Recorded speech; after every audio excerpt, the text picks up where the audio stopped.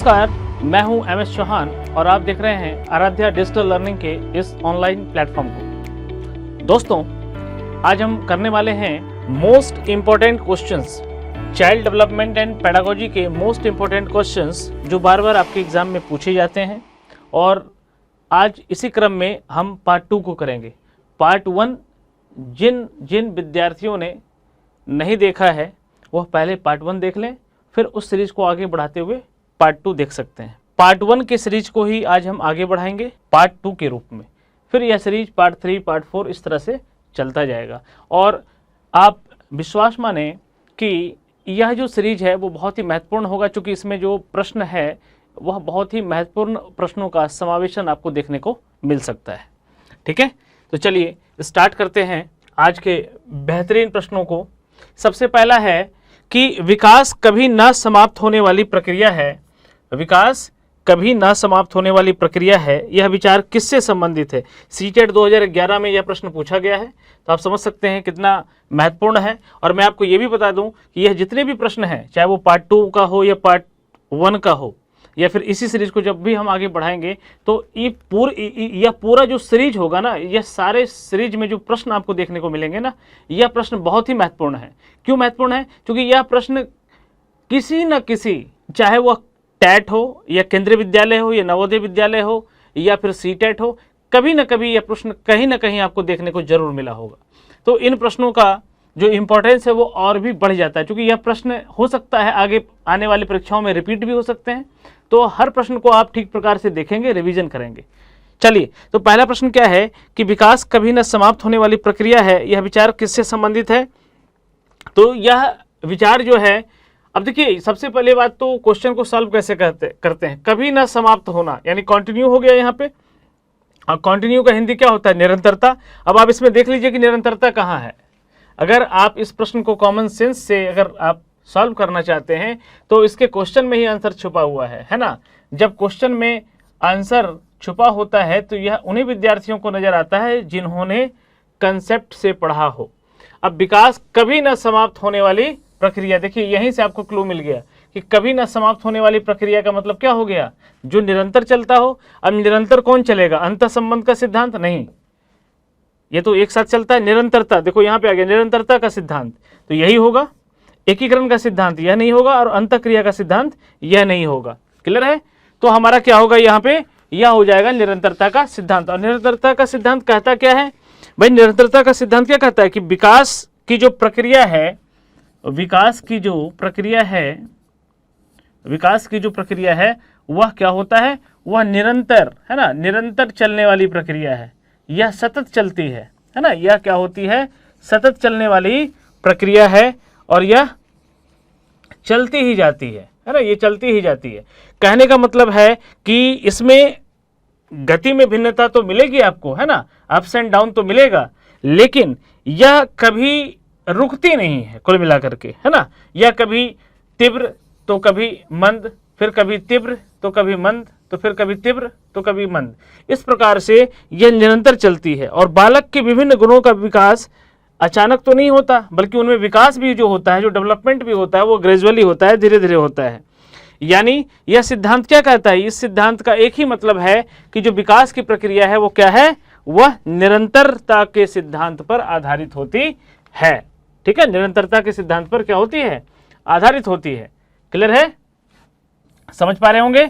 यानी विकास का जो क्रम होता है वह बेसिकली सतत चलता है, और दूसरा इसका जो गति है, इसकी जो गति है वह गति कभी तेज तो कभी मंद भी हो सकती है। ठीक है, इसलिए यह जो सिद्धांत है, विकास कभी न समाप्त होने वाली प्रक्रिया, यह विचार किससे संबंधित होगी? यह होगी बी से, यानी निरंतरता के सिद्धांत से। चलिए दूसरा प्रश्न, निम्न कक्षाओं में शिक्षण की खेल विधि आधारित होती है। भाई, जो कक्षाओं में शिक्षण की जो खेल विधि होती है यह किस पर आधारित होती है? शारीरिक शिक्षा कार्यक्रमों के सिद्धांत पर नहीं, क्योंकि जब शरीर खेल रहा होता है तो उसमें मस्तिष्क मन भी जुड़ा होता है। शिक्षण की विधियों के सिद्धांत पर नहीं, विकास एवं वृद्धि के मनोवैज्ञानिक सिद्धांत पर, बिल्कुल। क्योंकि जब हम शिक्षण की खेल विधि की बात करते हैं, है ना, जब हम शिक्षण खेल विधि की बात करते हैं, खेल विधि की बात करते हैं, तो इससे हमारा क्या दोनों चीज जुड़ा होता है, क्या वृद्धि भी और विकास भी, वृद्धि भी और विकास भी, क्योंकि हमारी शारीरिक वृद्धि भी हो रही होती है और हमारे मानसिक विकास भी हो रहा होता है ना। तो विकास एवं वृद्धि के, विकास एवं वृद्धि के किस सिद्धांत पर होगा ये? मनोवैज्ञानिक सिद्धांत पर आधारित होता है, याद रखेंगे आप, सिद्धांत पर। ठीक है, क्लियर है? तो हमारा जवाब क्या हो जाएगा? सी इज द राइट आंसर। चलिए अगले प्रश्न की ओर बढ़ते हैं। बच्चे के विकास के सिरस्थ सिद्धांत के अनुसार निम्न में से कौन सा कथन सत्य है? सिरस्थ बोल दिया। अब सिरस्थ का मतलब क्या होता है? सिर से लेकर के पैर की ओर, है ना। सिरस्थ का मतलब क्या हो गया? सिर से लेकर के पैर की ओर। यानी इसको समझेंगे, दो टर्म है यहां पर, एक है मस्तकाधोमुखी, मस्तकाधोमुखी, ठीक है, मस्तकाधोमुखी। मस्तकाधोमुखी नियम जो होता है बच्चों, इस नियम को कहते हैं इंग्लिश में, इस नियम को सेफलोकॉडल कहते हैं।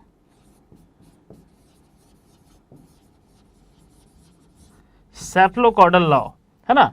सेफलोकॉडल लॉ का मतलब होता है मस्तकाधोमुखी नियम। इसका क्या मतलब होता है? इसका मतलब यह होता है कि जो विकास होगा यहां पर, वह क्या होगा? वह पहले विकास सिर से स्टार्ट होगा, है ना। कहां से?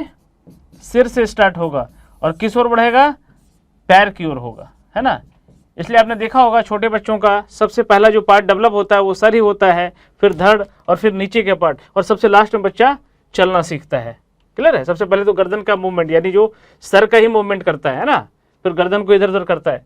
तो विकास सिर से पैर की ओर होता है। यह कंसेप्ट किसका है? यह बेसिकली सिरस्थ सिद्धांत के अंतर्गत आता है। देखो यहाँ पे तीन नाम हो गया, अगर हिंदी में याद रखें तो मस्तकाधोमुखी नियम, ये भी याद रखेंगे, ठीक है। दूसरा, मस्तकाधोमुखी नियम में शारीरिक विकास कैसे होता है? सिर से पैर की दिशा में होता है। अब देखो विकास सिर से पैर की ओर होता है, ये तो हो गया ना। तो पहला नाम क्या हो गया? हो सकता है आपको पूछ दे सिरस्थ सिद्धांत, तो सिरस्थ सिद्धांत पूछा तो आपने क्या लिखा? विकास सिर से पैर की ओर होता है। अगर वो पूछ दे मस्तकाधोमुखी नियम, तो भी आपका जवाब क्या होगा? विकास सिर से पैर की ओर ही होता है। इंग्लिश में उसको सेफलोकॉडल लॉ कहते हैं, है ना। विकास का क्रम सिर से पैर की ओर होता है। तो हमारा जवाब क्या हो जाएगा? ए इज द राइट आंसर। और एक दूसरा जो टर्म होता है वह भी देख लीजिए, तो इसको भी याद रखेंगे। सिरस्थ सिद्धांत का मतलब मस्तकाधोमुखी और सेफलोकॉडल कहा जाता है। दूसरा जो है वो क्या है? दूसरा है प्रॉक्सिमोडिस्टल।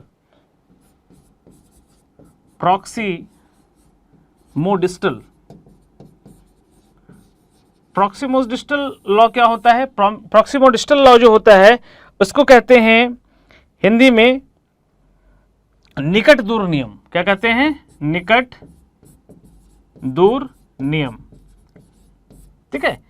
यहां पर इस नियम के अनुसार क्या होता है कि यहां पर अगर बात करें तो सबसे पहले जो होता है वह सेंटर पार्ट डेवलप होता है। कौन सा पार्ट? सेंटर पार्ट, है ना। और फिर यह सेंटर पार्ट से हम आउटर पार्ट की ओर बढ़ते हैं। इसका जो विकास का क्रम होता है फिर बाहर बाद में होता है। इसलिए बच्चों का मूवमेंट देखेंगे कि अगर सिर से पैर की ओर जब होता है तो और सेंटर टू आउटर की ओर होता है, तो बच्चे पहले कंट्रोल करना सीखते हैं बीच वाले पार्ट को, फिर बाजू, फिर हाथ और फिर उंगलियों का मूवमेंट सबसे लास्ट में करते हैं। क्लियर है? यानी यहां पर क्या हो गया? Inner to outer, inner to outer part, है ना। इसको कहते हैं निकट दूर नियम। क्लियर है? लेकिन हमसे जो पूछा गया है यहां पर, वह क्या पूछा गया है? हमसे पूछा गया है मस्तकाधोमुखी नियम के बारे में। इसलिए यहां पर क्या होगा? यहां पर इसका मतलब हो जाएगा विकास सिर से पैर की ओर होती है। ठीक है, समझ में आ गया? इज द राइट आंसर इसका हो गया, क्योंकि इस सिद्धांत को क्लियर कर दिया। और दूसरा सिद्धांत, इससे भी अगला प्रश्न पूछा जा सकता है, तो ये आपके लिए वेरी वेरी इंपॉर्टेंट हो गया। ठीक है ना। चलिए अगले प्रश्न की ओर। निचली कक्षाओं में शिक्षण की खेल पद्धति मूल रूप से आधारित होती है। अब देखिए वही हो गई यहां पर, फिर ये क्वेश्चन एक तरह से रिपीट हो गया। अभी आपको मैंने बताया था ना, देखिए यह सिद्धांत किस पर है, शिक्षण की खेल विधि कोई भी होगी उसमें वृद्धि और विकास दोनों में ये काम हो रहा होगा, और ये मनोवैज्ञानिक सिद्धांत पर आधारित होता है। क्लियर है ना।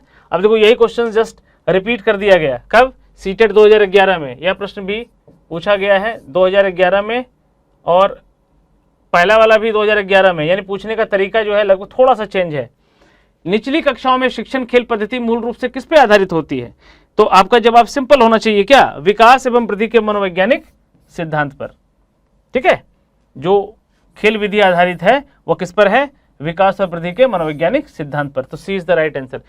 पहले वाले प्रश्न और दूसरे वाले प्रश्न में अंतर क्वेश्चंस में है। देखिए ये वाला प्रश्न है, निम्न कक्षाओं में शिक्षण की खेल विधि आधारित है, यूपी टेट में पूछा गया है ना, ये यूपी टेट में पूछा गया है 2011 में। और फिर ये देखिए ये प्रश्न रिपीट हुआ है यहाँ पे, ये देखिए सीटेट 2011 में सेम प्रश्न है, निचली कक्षाओं में शिक्षण खेल पद्धति मूल रूप से आधारित होती है। क्लियर है ना। मैं यही दिखाना चाह रहा हूं आपको कि अगर आप यूपी टेट के क्वेश्चंस को देखें या रीट के क्वेश्चंस को देखें या किसी भी दूसरे स्टेट के टेट के क्वेश्चंस को देखें, तो हर क्वेश्चन जो है ना कहीं मतलब रिपीट जरूर होता है, कहीं ना कहीं आपको रिपीटेशन मिलेगी। जैसे यह प्रश्न आपको मैंने दिखा दिया कि रिपीटेशन के आधारित पर ही है, विकास एवं वृद्धि के मनोवैज्ञानिक सिद्धांत पर इसका सही जवाब हो जाएगा, सी इज द राइट आंसर। ठीक है, चलिए अगला प्रश्न लेते हैं। निम्नलिखित में से कौन सा विकास का सिद्धांत है, तो विकास का सिद्धांत अगर हम पढ़े हैं तो लगभग विकास के सिद्धांत कौन कौन से हैं, पहले ये देख लेते हैं। पहला क्या है, निरंतर विकास का सिद्धांत,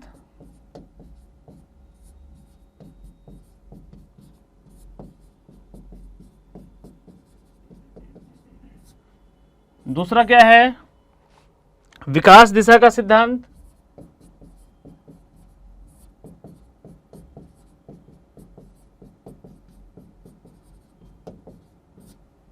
तीसरा क्या है, वैयक्तिक भिन्नता का सिद्धांत, वैयक्तिक भिन्नता का सिद्धांत,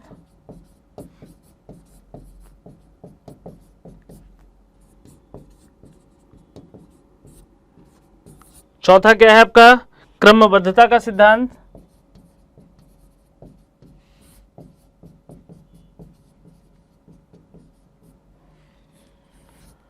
पांचवा क्या है आपका, पहला हो गया निरंतर विकास का सिद्धांत, दूसरा हो गया विकास दिशा का सिद्धांत, फिर हो गया व्यक्तिक भिन्नता का सिद्धांत, फिर हो गया क्रमबद्धता का सिद्धांत, फिर हो गया वंशानुगत व वातावरण, वंशानुगत व वातावरण की अंतःक्रिया का सिद्धांत, की अंतःक्रिया का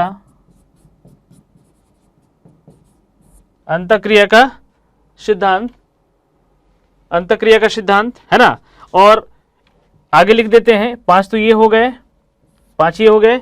छठा जो है हमारा, छठा वह सामान्य से विशिष्ट की ओर, सामान्य से विशिष्ट की ओर, सामान्य से विशिष्ट की ओर। और सातवां क्या हो जाएगा, परस्पर संबंध का सिद्धांत, परस्पर संबंध का सिद्धांत। ये सारे सिद्धांत हैं विकास के, है ना। कई बार इस सिद्धांत से क्वेश्चंस आपको आगे देखने को मिल सकता है, ठीक है ना। और आठवां समान प्रतिमान का सिद्धांत, समान प्रतिमान का सिद्धांत। क्लियर है ना। तो ये 8 सिद्धांत हैं। अब इसमें पूछ दिया गया कि इनमें से कौन सा सिद्धांत, निम्नलिखित में कौन सा विकास का सिद्धांत है। तो अगर सारे पता होगा आपको, अगर सारा पता होगा तभी आप इसका ठीक प्रकार से जवाब दे पाएंगे। तो इतने सिद्धांत आपने देखे, इसमें से आपने सभी का विकास दर समान नहीं होता, है ना। विकास की सभी प्रक्रियाएं अंतर संबंधित नहीं है, सभी का विकास दर समान नहीं होता, विकास हमेशा रेखीय प्रतीत होता है, यह निरंतर चलने वाली प्रक्रिया नहीं है। ठीक है, तो हमारा क्या हो जाएगा, सभी की विकास का दर समान नहीं होता, है ना। B is the right answer, ये हमारा सही हो जाएगा। अब देखो बोल दिया ये संबंधित नहीं है, जबकि संबंधित होता है। ये बोल दिया विकास हमेशा रेखीय प्रतीत होता है, ये भी गलत है भाई, है ना। यह निरंतर चलने वाली प्रक्रिया नहीं है, जबकि चलने वाली प्रक्रिया है, तो यह भी सही है। तो हमारा बेसिकली जो है ये वाला नहीं बोल रहा है, तो ये भी गलत हो गया, ये भी गलत हो गया और यह भी गलत हो गया। तो क्या हो जाएगा सही? सभी की विकास दर समान नहीं होती है ना, सभी बच्चों की विकास दर जो है वह समान नहीं होगी। आप समझ पा रहे हो ना। अब भाई सभी में, अब मान लीजिए दो बच्चों का एग्जांपल अगर हम लें ए और बी का, तो ए और बी के विकास की दर में तो डिफरेंस तो होगा ही ना। हो सकता है इसकी हाइट ज़्यादा है ना, हो सकता है इसका वेट ज़्यादा हो सकता है ये मानसिक रूप से ये बहुत ज़्यादा स्ट्रांग हो सकता है ये शारीरिक रूप से स्ट्रांग हो, तो दोनों में अंतर तो पाया ही जाएगा है ना, दर में अंतर आ सकता है। सभी की विकास दर समान नहीं होती, यह ट्रू है, सत्य है। तो B is the right answer. चलिए अगला प्रश्न, बच्चों के विकास के सिद्धांत को समझना शिक्षक की सहायता करता है ना। शिक्षक किस प्रकार से इस चीज को समझ सकते हैं? बच्चों के विकास के सिद्धांतों को समझना, अगर बच्चों के विकास का जो क्रम है उस सिद्धांत को एक टीचर समझ रहा है तो उसको किस प्रकार से उसको सहायता मिल रही है। तो ये सिंपल सी बात है, शिक्षार्थियों की आर्थिक पृष्ठभूमि को पहचानने में, जी नहीं। विद्यार्थियों को क्यों पढ़ना चाहिए, यह औचित्य स्थापित करने में। क्वेश्चन कुछ और कह रहा है, आंसर कुछ और है। शिक्षार्थियों की विभिन्न अधिगम शैलियों को प्रभावी रूप से संबोधित करने में, बिल्कुल।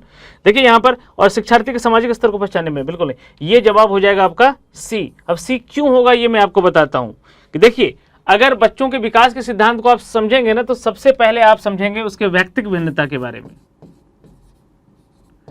और व्यक्तिक भिन्नता समझना बहुत ही, इंडिविजुअल डिफरेंसेस समझना बहुत जरूरी है। यहां पर अगर हम एक बालक ए लें, एक बालक बी लें और एक बालक सी लें, तो अगर एक टीचर हैं आप और टीचर को अगर विकास के सिद्धांत पता है तो व्यक्तिक भिन्नता का वो सिद्धांत भी पता होगा, जहां पर ए जो है वह बी से डिफरेंट है और बी सी से डिफरेंट है। तो अगर टीचर ए बी और सी में डिफरेंस को समझ रहा है तो निश्चित रूप से तीनों बच्चों के सभी चीजों को समझ रहा होगा। जैसे ए के सीखने का जो लर्निंग स्टाइल होगा वो डिफरेंट होगा किससे, बी से। इसका लर्निंग स्टाइल डिफरेंट होगा और इसकी लर्निंग स्टाइल डिफरेंट होगी। इसका आईक्यू लेवल डिफरेंट होगा, इसका भी आईक्यू लेवल डिफरेंट होगा और इसका भी आईक्यू लेवल डिफरेंट होगा। तो भाई जब लर्निंग स्टाइल डिफरेंट है, आईक्यू लेवल डिफरेंट है, तो बच्चों के सीखने का तरीका भी अलग होगा। तो टीचर को क्या चाहिए, जो भी टीचिंग लर्निंग प्रोसेस है इन बच्चों की भिन्नता को समझकर ही तय करनी चाहिए। इसलिए यह शैली जो है ये प्रभावी है शिक्षक के लिए। इसलिए यह जवाब सही होगा, शिक्षार्थियों की भिन्न अधिगम शैलियों को प्रभावी रूप से संबोधित करने में टीचर को काफी हेल्प मिलेगा। कब हेल्प मिलेगा, जब एक टीचर बालकों के व्यक्तिगत भिन्नता को ठीक प्रकार से समझेगा। तो सी इज द राइट आंसर। बहुत अच्छे। चलिए अगला प्रश्न है, मानव विकास कुछ विशेष सिद्धांतों पर आधारित है। कह रहा है मानव विकास जो है वह कुछ विशेष सिद्धांतों पे क्या है, आधारित है। अब यहां पर आप देख पा रहे होंगे कि यहां पर ऑप्शंस हमारा जो है वो क्या है, हमारा ऑप्शन है अनुक्रमिकता, ये नहीं होगा। सामान्य से विशिष्ट नहीं। प्रतिवर्ती, जी बिल्कुल। निरंतरता या नहीं, क्योंकि यहां पूछ रहा है क्या कि विशेष सिद्धांतों पे है ना, कुछ विशेष सिद्धांत। अब बहुत सारे बच्चों ने सिद्धांत तो पढ़े हैं लेकिन कुछ विशेष सिद्धांत नहीं पढ़े हैं। तो मैं आपको बता दूं कि कुछ विशेष सिद्धांत में एक सिद्धांत होता है प्रतिवर्ती क्रिया, है ना। क्या होता है, प्रतिवर्ती क्रिया, है ना, प्रतिवर्ती क्रिया। देखिए इस क्लास की यही खासियत है कि आपको जो नहीं पढ़ाया गया है वो आपको इस चैनल पे पढ़ाया जाएगा। इसको इंग्लिश में क्या कहते हैं, रिफ्लेक्स एक्शन कहते हैं। क्या कहते हैं, रिफ्लेक्स एक्शन कहते हैं। क्योंकि सामान्य सिद्धांत तो बेटा हर कोई पढ़ा होगा, लेकिन यह प्रश्न मुझे लगता है मैक्सिमम लगभग 80% बच्चे गलत करते हैं इस तरह के प्रश्न को। लेकिन अगर आप आराध्या डिजिटल लर्निंग के इस चैनल पर आप देख पा रहे होंगे कि आपको इस तरह के प्रश्नों को हम ठीक प्रकार से समझाने की आपको कोशिश कर रहे हैं। तो बेटा एक बात ध्यान रखना कि इसका जो जवाब होगा वो प्रतिवर्ती हो जाएगा। प्रतिवर्ती जो क्रिया है ना, इसकी सर्वप्रथम इस की खोज जो है ये मार्शल हॉल ने किया था। पहले तो नाम याद रखिएगा, मार्शल हॉल ने सर्वप्रथम इन क्रियाओं की खोज की। किस क्रिया की, प्रतिवर्ती क्रिया, जो कि मानव विकास के कुछ विशेष सिद्धांतों पर आधारित है। ये क्या होता है, तो आप याद रखेंगे इसको कि मनुष्य में, याद रखेंगे कि मनुष्य में मनुष्य में कुछ क्रियाएं अपने आप घटित होती रहती है। अपने आप क्या होती रहती है? घटित होते रहती है, घटित होते रहती है। जैसे खांसना, छींकना, समझ पा रहे हैं? मतलब जो भी अनैच्छिक क्रिया है, घटित होने का मतलब कौन सी क्रिया? जो कि अनैच्छिक हो। अनैच्छिक क्रिया को ब्रैकेट में लिख देता हूं ताकि आप समझ पाए, है ना। मनुष्य में कुछ क्रियाएं क्या होती है? अपने आप घटित होते रहती है। जैसे खांसना, छींकना, ये ऐसी क्रियाएं हैं जो कि अनैच्छिक क्रिया है। यह क्रियाएं जो होती हैं, यह क्रियाएं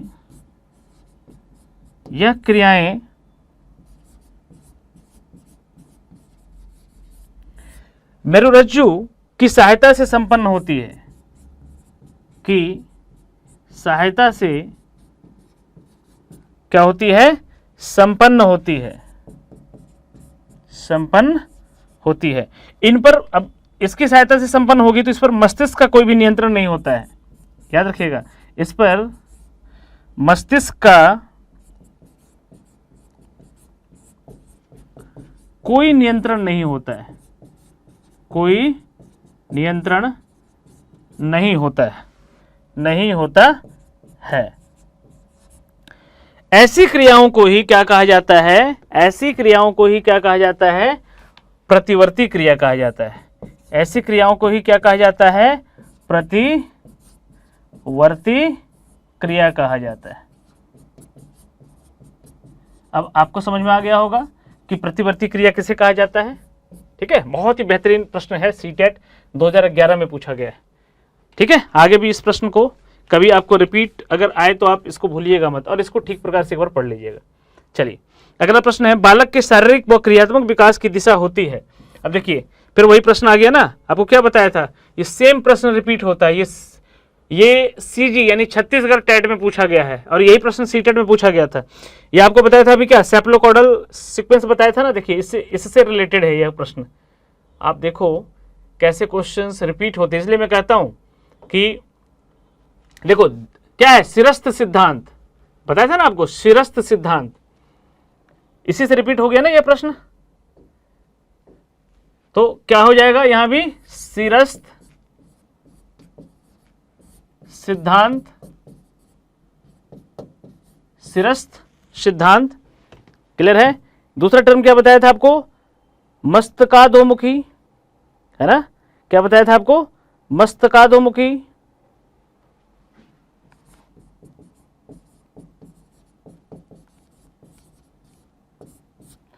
और सेफोलोकॉडल, है ना। सेफोलोकॉडल यानी सेफोलोकॉडल लॉ की बात करें या मस्तकाधोमुखी की बात करें या शिरस्त्र सिद्धांत की बात करें, इन सभी का मतलब, इन सिद्धांत का मतलब ही है क्या? विकास का जो क्रम होगा वो क्या होगा? सिर से पैर की ओर होगा। ठीक है, और यही प्रश्न यहाँ पे दोबारा रिपीट हो गया है। तो इसका जवाब क्या हो जाएगा? आप सभी को पता है, सिर से पैर तथा शरीर के मध्य से बाहर की ओर होता है ना। एक टर्म तो ये बताया था आपको और दूसरा हमने बताया था आपको क्या? प्रॉक्सिमोडिस्टल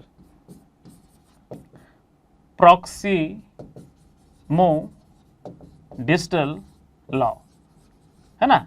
सेफ्लोकॉडल लॉ और प्रॉक्सिमोडिस्टल लॉ, इनका मतलब होता है क्या? इनका मतलब होता है सिर से पैर तथा शरीर के मध्य से बाहर की ओर का विकास। देखो यहां पर यह प्रश्न, अब सोच लो कितना इंपॉर्टेंट प्रश्न है। यह प्रश्न 2 से 3 बार रिपीट हो गया इसी सेशन में। ठीक है, तो क्या हमारा जवाब हो जाएगा? B is the right answer.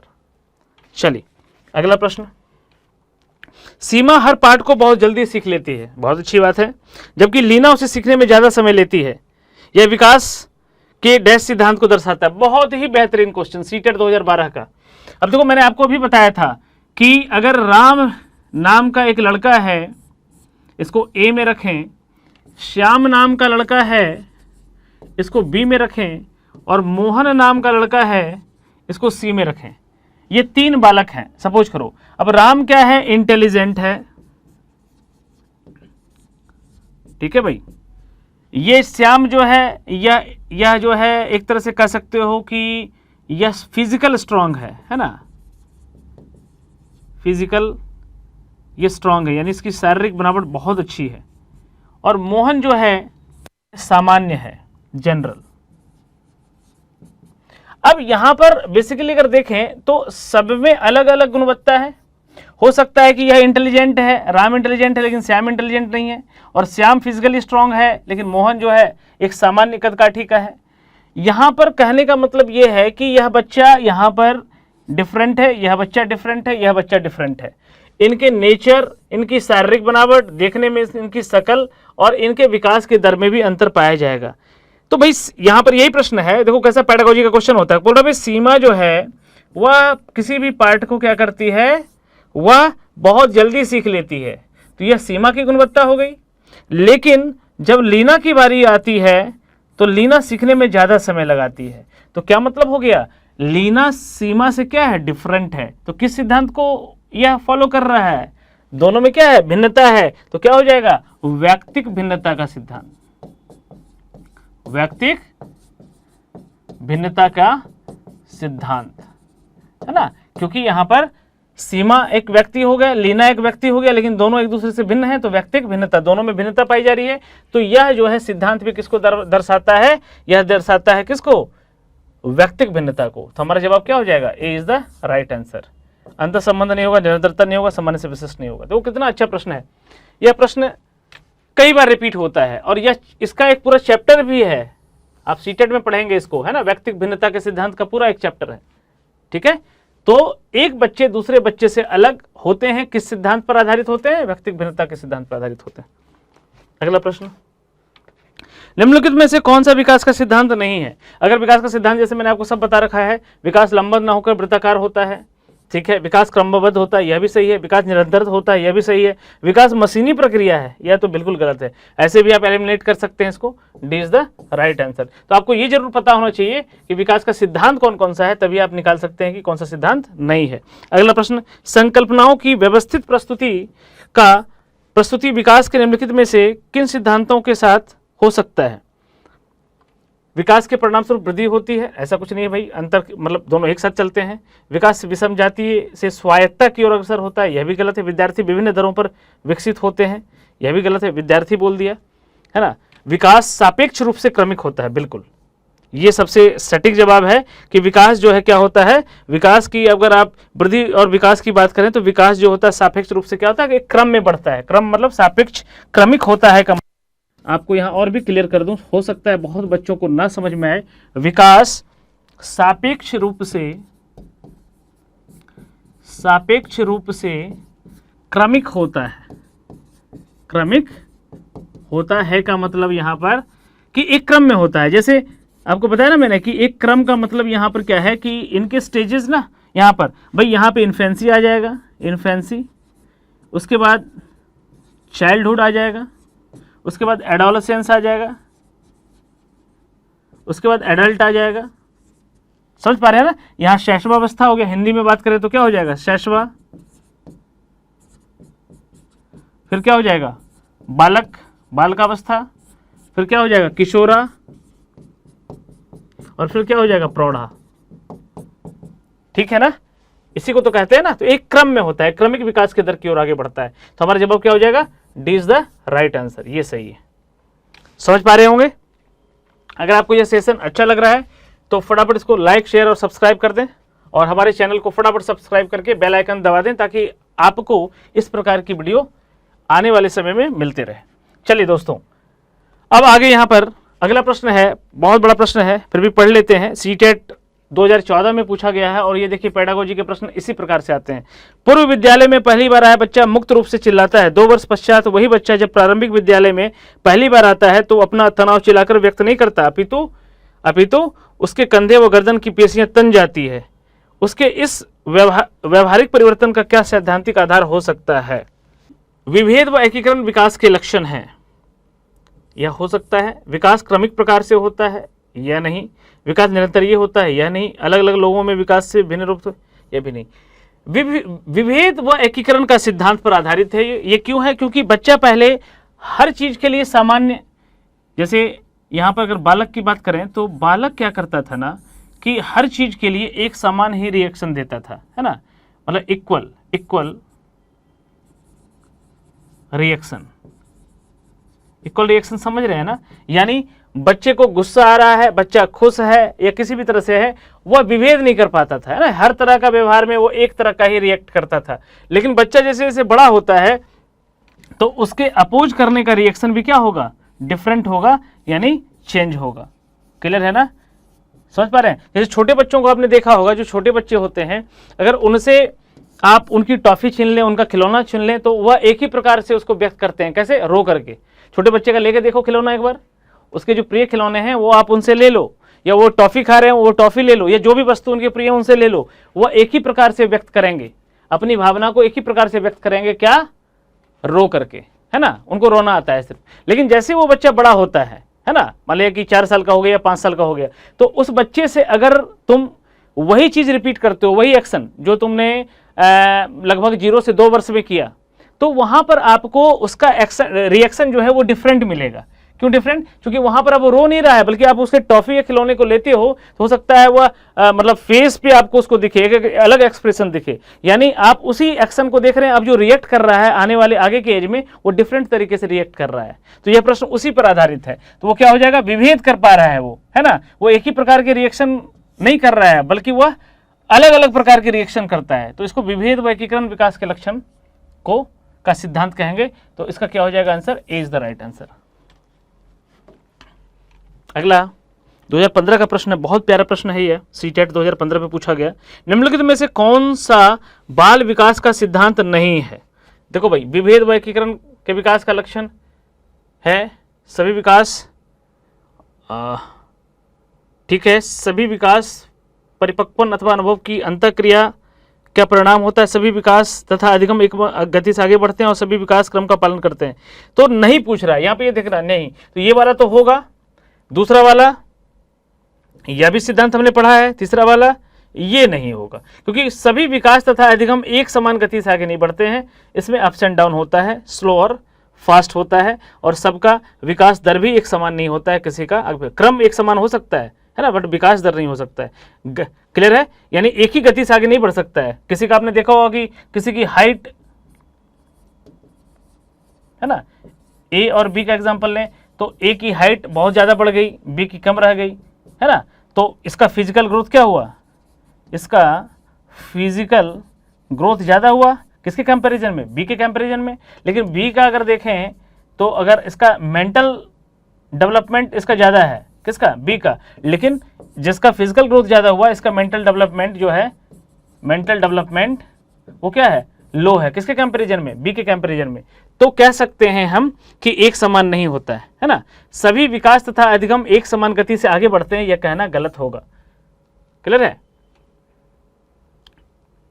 ठीक है। तो यहां पर चूंकि नहीं पूछ रहा है तो नहीं के संदर्भ में ये वाला जवाब हमारा क्या हो जाएगा, सही हो जाएगा, ठीक है। क्योंकि नहीं पूछ रहा है, अगर हाँ पूछता तो उस संदर्भ में आपको ध्यान देना। देखो यहाँ पे बच्चों को बहुत कंफ्यूजन होती है, क्योंकि यह कोई सिद्धांत है ही नहीं, ये यही पूछ रहा है कि कौन सा सिद्धांत नहीं है। क्योंकि हमने पढ़ा है विभेद व एकीकरण विकास के लक्षण के सिद्धांत हैं, सभी विकास परिपक्वन तथा अनुभव की अंतःक्रिया का परिणाम होते हैं, यह भी हमने सिद्धांत में पढ़ रखा है। सभी विकास एक क्रम का पालन करते हैं, यह भी हमने पढ़ रखा है। क्रम यानी पहले शैशवावस्था, फिर बाल्यावस्था, और फिर आपके किशोरावस्था, फिर प्रौढ़ावस्था, फिर वृद्धावस्था, ये भी सही है। लेकिन सभी विकास तथा अधिगम एक समान गति से आगे बढ़ते हैं, ये हमने सिद्धांत में नहीं पढ़ रखा है, इसलिए according to question C is the right answer. चलिए अगला प्रश्न, विकास डैश से डैश की ओर आगे बढ़ता है। भाई विकास जब भी बढ़ेगा तो सामान्य से, है ना, सामान्य से जटिल या विशिष्ट की ओर आगे बढ़ेगा, सिंपल सी बात है ना। विकास का क्रम क्या होगा, पहले तो सामान्य होगा और फिर सामान्य से विशिष्ट की ओर आगे बढ़ेगा, ठीक है। बालकों का भी देख रहे होंगे, पहले बालक भी किसी भी प्रकार का कार्य जो है वह सामान्य रूप से करता है, फिर धीरे धीरे उसमें विशिष्टता आती है और फिर वो जटिल कामों को भी करने लगता है, ठीक है ना। सामान्य से जटिल या सामान्य से विशिष्ट की ओर, क्रम यही रहेगा। तो हमारा क्या हो जाएगा, कौन सा ऑप्शन हो जाएगा, D is the right answer, है ना। ये हमारा गलत हो गया। अगला प्रश्न, इनमें से कौन सा विकास का सिद्धांत नहीं है? देखो फिर से वही, इसलिए आपसे मैं गुजारिश करता हूं कि आप सभी विकास के सिद्धांत को एक बार जरूर पढ़ लीजिए। विकास संशोधन योग्य है, यह भी सही है। विकास केवल संस्कृति से शासित और निर्धारित नहीं होता है, यह गलत है ना। विकास केवल संस्कृति से शासित, केवल आ गया, देखो यहाँ पे केवल यानी संकुचित उत्तर कभी भी सही नहीं होता है, ये आपको क्लू बता रहे हैं, ऐसे भी आप इसको यहाँ से निकाल सकते हैं। विकास जीवन पर्यंत होता है, बिल्कुल पूरे जीवन, है ना, जब भ्रूणावस्था से लेकर के जब तक आपकी मृत्यु न हो जाए, है ना। विकास वंशानुक्रम और पर्यावरण दोनों से प्रभावित होता है, बिल्कुल दोनों का प्रभाव होता है विकास पर, यानी पहला भी सही, तीसरा भी सही और चौथा भी सही, दूसरा गलत है, इसलिए हमारा जवाब क्या हो जाएगा? B is the right answer, है ना। केवल संस्कृति से शासित और निर्धारित होता है, यह तो गलत है ना, क्योंकि वृद्धि और विकास पर्यावरण का भी उस पर प्रभाव पड़ता है, वंशानुक्रम का भी प्रभाव पड़ता है, समाज का भी प्रभाव पड़ता है, इसमें केवल संस्कृति दे दिया, इसलिए यह गलत होगा। तो क्या हो जाएगा? B is the right answer. बहुत ही अच्छे प्रश्न है।